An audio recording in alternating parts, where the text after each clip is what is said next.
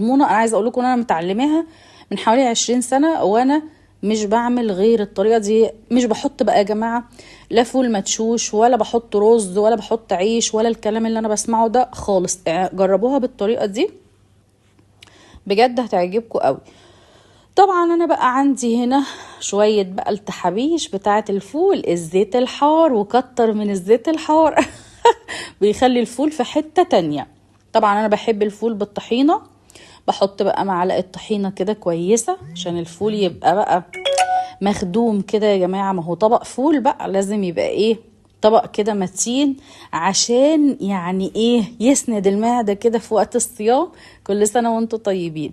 شايفين بقى طبق الفول، طبعا حطيت له ملح وفلفل، ملح وفلفل ايه، ملح وكمون وشطة بس مع عصرة الليمون زي ما قلت لكم، والزيت الحار والطحينة. ده طبق الفول